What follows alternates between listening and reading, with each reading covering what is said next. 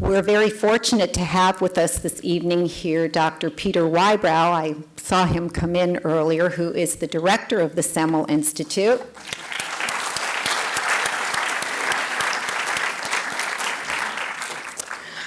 And I think you probably also all know that the Friends sponsor the Open Mind Community Lecture and Film Series, which tonight's program is a part of.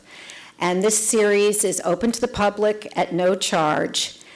And we began our 2014 season a few weeks ago.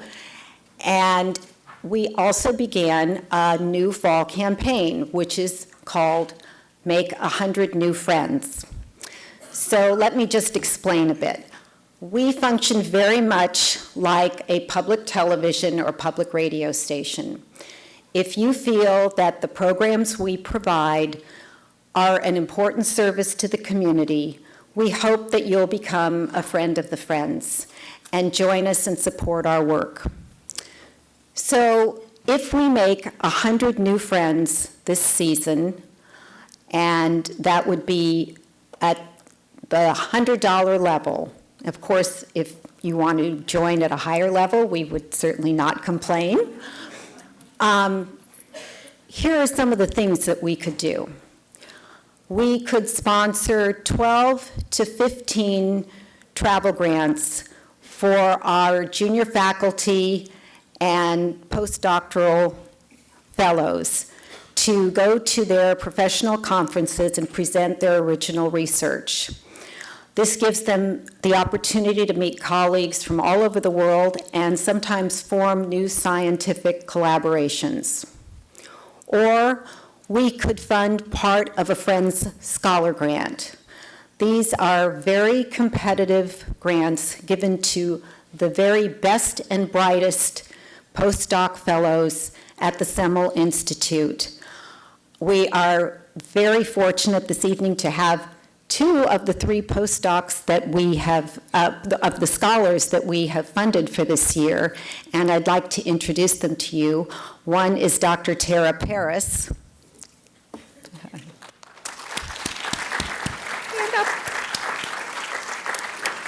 Dr. Paris is doing work in the field of child anxiety, and Dr. Felipe Jane, who is working with Alzheimer's caregivers who are at high risk for depression, using his background in psychiatry and his background in meditation skills to help decrease their depression. So we're very proud of this program and very, very proud of these 2 accomplished young scientists who really represent the future of the development in treating illnesses of the mind and brain. Or we could fund another Open Mind program, like the one that you are here for this evening. Since we began the Open Mind programs in 2006, we have sponsored over 40 Open Minds on topics ranging literally from autism to Alzheimer's, illnesses and disorders, and also topics like bullying that span a lifespan. This season, we are going to have in November a program on ADHD. We're going to have a program on autism with the Pulitzer Prize-winning author Ron Suskind. We have incredible programs. We've brought speakers like Dr. Temple Grandin, Dr. Jared Diamond, astronaut Buzz Aldrin, the late Senator George McGovern, really important speakers to talk about mental health issues. It's one of the few places where mental health issues are discussed openly, and you get to hear from renowned authors and scientists and filmmakers. So if you would like to become a friend of the Friends, I ask you to please pick up an envelope on your way out this evening, or visit our website, friendsofthesemelinstitute.org, where you will find a calendar of our upcoming events, information about our scholar program, our travel grant program. We would welcome your support. And now, without further ado, I'd like you to join me in giving a warm welcome to Mr. Kerry Antholis.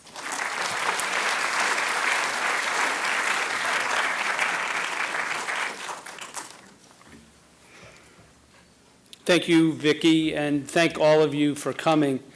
Francis McDormand optioned Elizabeth Strout's Pulitzer Prize-winning novel, Olive Kitteridge, 5 years ago, and brought it to HBO.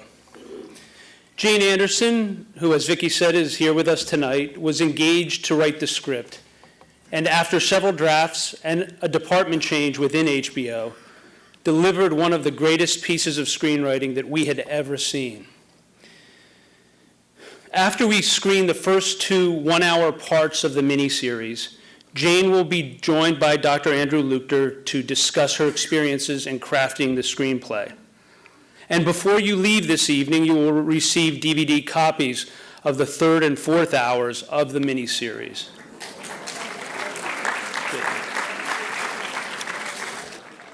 But before we begin tonight, I would like to express my gratitude to the Semel Institute and the Friends of the Semel Institute for their incredible and life-saving work in helping us understand, contextualize, and destigmatize mental illnesses. As a member of a family touched by mental illnesses, I can say we have all been greatly enriched by your work.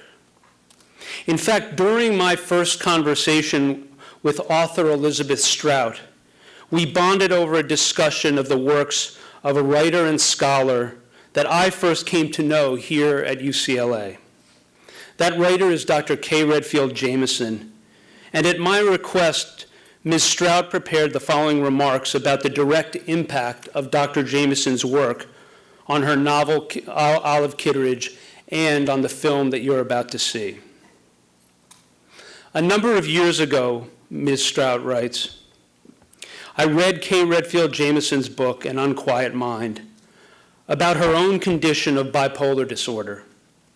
It was riveting because of its honesty and clarity, and when I saw that she had published a book about suicide called Night Falls Fast, An Understanding of Suicide, I went to it to see what my character, Kevin Colson, would feel like as he drove back to Maine with the idea of committing suicide in the backyard of his childhood home, where his mother had died by her own hand years earlier.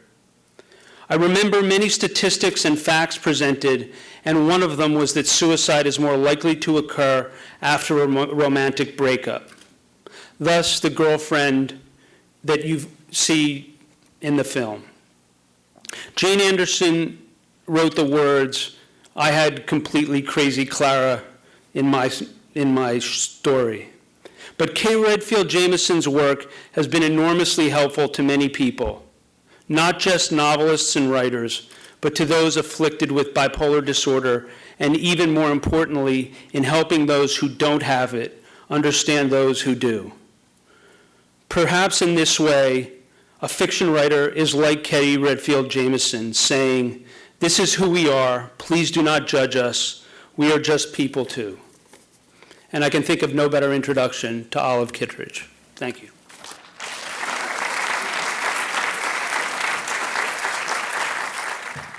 Well, I want to start by thanking Carrie Antholis and HBO for sharing this production with us this evening. It is just truly remarkable.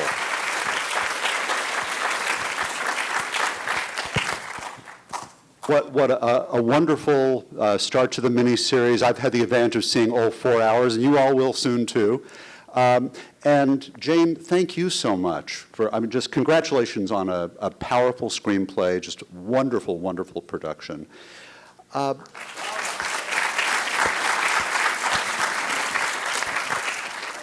no, wonderful Elizabeth Strout created her, and the first, how many of you have read the book? Oh, fabulous. So those of you who've read the book, you know that first short story. And for those of you who haven't read the book, it's not written like a regular novel. It's a series of short stories. And half of the short stories don't even involve Olive. It's a portrait of this town, and often Olive is a side character. But the very first short story, which is the first episode, is called Pharmacy. And I read the book for pleasure. way before Francis McDormand approached me about it, and loved the book. But I remember reading that first chapter and thinking that Olive is I didn't know as a reader if I could bear to be with her through a whole book. Did you guys feel that way too? Which in a way, I had an Olive and a Henry for parents. And I think the Olive Henry formula is very common in this world. How many have Olive and Henry parents? How many people are Olives? Are you some, and some male Olives? How many are and won't admit it? Yeah, yeah. Olives admit they're olives. Thank you, good point. I think the brilliance of the book is that Elizabeth Strout presented the very worst of Olive and then made us stick with her until we saw her humanity and until we realized that Olive is suffering from a unique form of depression. And I remember you and I had talked about this, and I said to you, if you were to analyze, give Olive a diagnosis, what would it be? Well, I would never diagnose somebody I hadn't interviewed. But I suppose to take a slightly different tack on it, I always had the impression that Olive was doing the best she could Absolutely. with the cards she was dealt. That is, suicide, as we were talking earlier, sort of haunts the entire production. It haunts Olive. It's this multi-generational phenomenon here. And her own father's destruction of himself colors her and her life and her relations with everybody around her. So you get the impression that she's trying to do the best she can for her son. She's trying to do the best she can to help him develop as a strong person who will withstand the rigors of life. But at the same time, looking at it from the outside, she seems like she can be remarkably cruel at many times. And it's painful to watch, I found, in that regard. Well, as a writer, I had to find her humanity so that I could bear to write this 4-hour series, which it took a couple of years. So you have to learn to adore your characters. And what I find about Olive is that as difficult as she is, she's infinitely decent. And she, even though she loathes the optimists of this world, she will defend those who are fragile. And I find that very ennobling. And my mother was the same way. And as we saw with Kevin, how she very quickly surmised what he was going to do, how she rescued him and brought him back from the precipice. I mean, our first introduction to him in the first hour was she was not a particularly kind and understanding school teacher for him in the first hour, but in the second hour, she saves his life. Right, she watched over him. I think since this is a mental health gathering, I think another interesting theme is this theme of depression. And Olive feels that the smarter you're depressed you're going to be, which I think is an interesting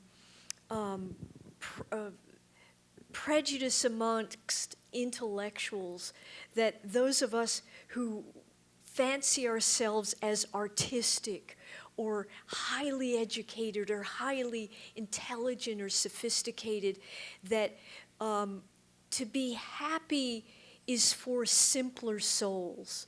And I loved writing that part of Olive because it is such a ridiculous notion that the smarter you are, the darker you're going to be. But it is something I grew up with, reading literature, that all great literature involved someone who was self-destructive. No, I was, as you were talking about that, I was reminded of when I read the works of Melanie Klein, very famous psychoanalyst, who, to simplify it, said you can have the paranoid position in life or the depressive position in life. And I thought, are those my only two choices? But we won't go further into that. This is audience interaction. Yes.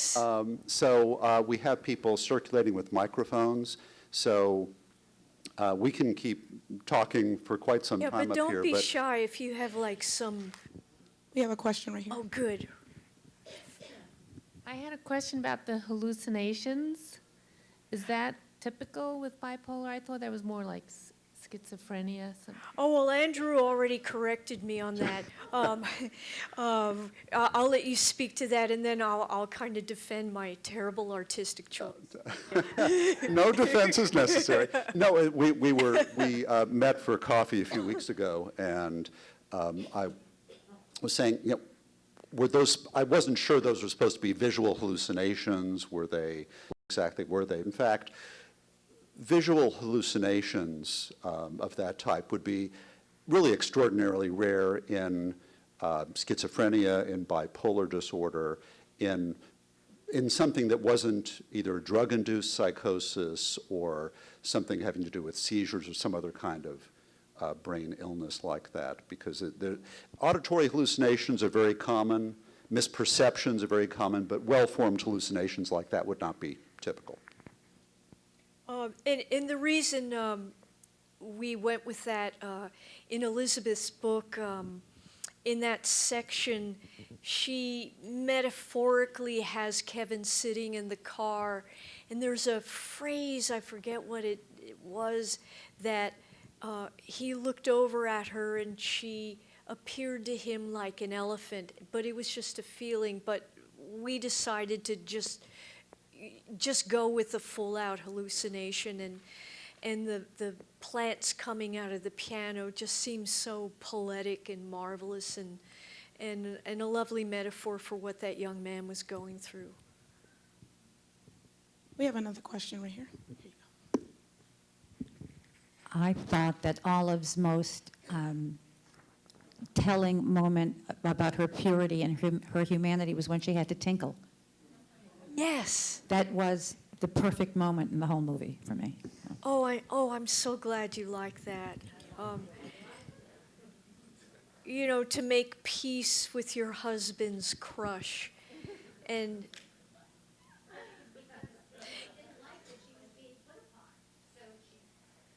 exactly. Olive can't bear bullies. Even though she is one herself, she can't bear other people being bullied. And, you know, to go back to our simple people happier, Denise was not happy. Denise had enormous pain inside. She clearly grew up as a young girl who was put down all the time. And she chose to deal with her fragility with greeting cards and jelly beans and gloves. And is that kind of dealing with your depression any less worthy than someone like Olive, who is, you know, more intellectual? You know, we can't be snobs about how we deal with our own depression. And I think extreme optimists, in fact, I love being around optimists, even if they're really corny, like Henry and Denise, but we need people like that. Well, I thought that one of the things that was, I thought, very insightful in the dialogue between Kevin and Olive is when he's talking about his seriously mentally disturbed girlfriend and about how she's cutting on herself. And Olive has the insight to say, and I bet you couldn't get enough of her. The fact that there was, at the same time that she was profoundly disturbed and self-destructive, there was something that was enormously attractive to him about her, either because of his own background with his mentally ill mother, or something else that he found that really drew him in and made him want to stay with her, despite the fact that he was not happy. What were your thoughts in terms of developing that relationship? How many people in their early years of falling in love fell in love with the craziest person in their class? I mean, aren't crazy people infinitely charismatic? Because they're so alive and they're so vibrant. And you fall in love with that. I think crazy people can be very sexy. I don't think that anymore, because I've done it. But and as I think as you had said at dinner when we were talking about the charisma of the crazy, is that if as an adult you are still in an adolescent state, you will still tend to fall in love with that type of person. Well, if you spend your life trying to form stable relationships, but you're unable to do so, you don't stop trying. You continue to try to find somebody with whom you can build a stable life and have an ongoing relationship, even though they might keep blowing up on you. Yes. Olive was, the question, yes. He just said, wasn't Olive herself in love with the crazy person? I don't know if Jim was crazy, he was self-destructive. And again, crazy, self-destructive, it's all very alluring, isn't it? I had a question about the treatment of the incident where the little girl who was picking flowers was traumatized, because that kind of incident is one of those key incidents that person, that little girl, as she developed, might make a decision that would influence her personality. I'm not professional in this field, you are, but I know enough to know, aha, that's one of those things. And then it seemed to me you pulled a punch, because what you did is you had that little girl come back powerfully. Mm-hmm. So I want to know about your conscious delivery of that pulled punch, when it really was a huge indictment of the effect that Olive's situation could have on a child. Wow, I think you just said it all. But I'm an innocent here. I want to hear from your professionals here. Well, a lot of that is Elizabeth Strout's brilliant writing in her novel. I've been writing this thing so long, I can't remember what is hers and what's mine and what decisions I made. All I know is that that little girl comes from a family of self-righteous women. So I'm sure her mother, Dr. Sue's sister probably, empowered that little girl to go beat up on the mean old Olive. So I wouldn't worry about that poor child. Yes. Yeah, and I think that as you talk about that, Jane, I think back to the way that Olive really strikes me in an ongoing way, is that she's always doing the best she can. She's always trying to do what she thinks is the right thing to do. And there are many more cruel acts in this world than there are cruel people. And at first, when I was seeing Olive, I thought, that is, a wench. That is just a witch. That is just a really a horrible person. But as you start to see the nuance of it develop, you start to see that she is being tough with people when she thinks she needs to be tough with them. She's delivering truthful messages when she feels she needs to be truthful, and she pulls punches when she feels she needs to pull them. She'll protect those who are being bullied at the same time that she can be a bully herself if she thinks it's in the best interests of the person she's interacting with.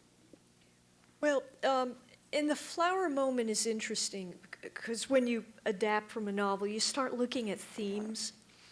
And I noticed that Olive is a gardener, and she prides herself on her ability to grow flowers. And I thought I would set up that flower girl beat by having Olive making those lovely arrangements on the table that were rather country and the exact opposite that the mother of the bride wished.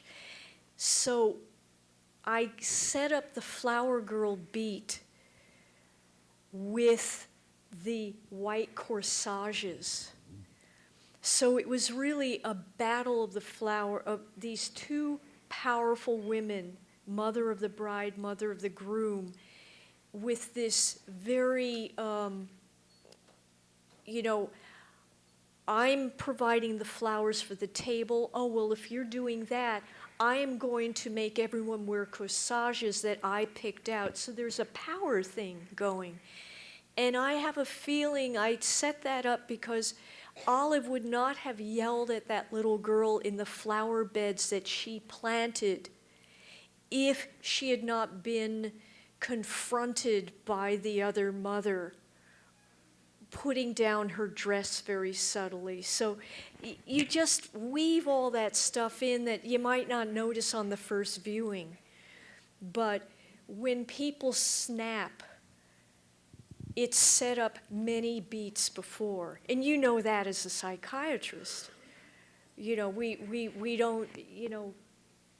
don't start screaming at our spouse unless something happened maybe a year before to set it up. And that's what you do as a screenwriter. You set up what looks like illogical or cruel actions on your characters' parts, and you just weave in what causes that to happen.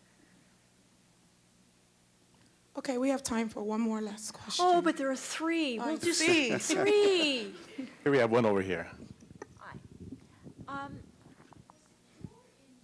Was it your intention to make Henry just a very nice man who was deeply insecure and for her to torture? I was very confused about Henry's role.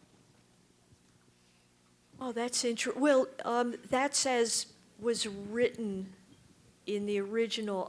I don't see him as tortured. I see him as an aggressive optimist.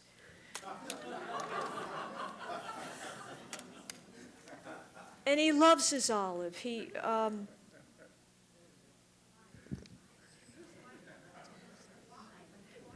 Well, That's a really good. Why does he love his Olive? Well, I've asked, why did my dad just absolutely adore my mom, or if you had a Henry Olive relationship? Opposites truly attract. They truly do. And often with a certain kind of person, the less the other gives to you, the more you want to pull them in. And that's a very typical sexual emotional dynamic, isn't it?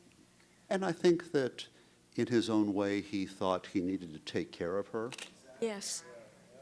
Yeah. And in her own way, she would never admit that, but that was why she stuck around. So. Okay, here we go, one more. I had the same sense as I was watching this, and my question is, did you deliberately set this up as, I don't know what the antonym or the opposite is of misogyny, but Olive's got a mean streak to her. And Henry tolerates that and tolerates that and continually tolerates that even when she borders on the vicious. And I kept wondering okay, Henry, you're a decent man. Where's your bone? You don't have to take this shit. And yet you maintain that he will, and the sense I got is he will forever. And so what I'm curious about is in the next 2 episodes, are we going to see Henry's bone? Yeah, watch them. You'll see. Yeah. I mean, he never slaps her. He never bitch slaps her, no. But that's the beauty of a novel or a film or any piece of art where you have a difficult subject. Everyone in the audience is going to have a different reaction according to your experience in relationships, or, you know, you're clearly a very strong man and you wouldn't take that kind of crap. You know, I can't apologize for Olive, nor can Elizabeth Strout, nor can Fran. All we're doing is presenting these types that do exist in the world, and either our parents are like that or we know someone like that. And if you say to yourself, how the hell does he stand it? That's a really valid question. Yeah, and to jump in, following up on that for a second, not only how does he stand it, but you look at it and say, how does that work? I mean, what do these 2 people get out of this? And I think that's the wonderful thing about the screenplay that you've written, Jane, is that as it unfolds, and you'll have the treat of seeing the next 2 episodes as well, you really start to see more of the depth and the emotional connection that this couple has one to another, and the emotional connection that Olive has to her son, which at the first, you know, my own memory of watching the first hour the first time was, you know, if I were the son in this household, I'd be out of there. But you really start to understand that both the husband and the son get something significant from her, that there's this Yankee strength aspect to this character that you don't see at first. You see the cruelty, but I do think that the way you've developed these throughout the arc of the story, you start to appreciate the very positive aspects of the relationship. I'm sorry, that's all our time. Thank you very much.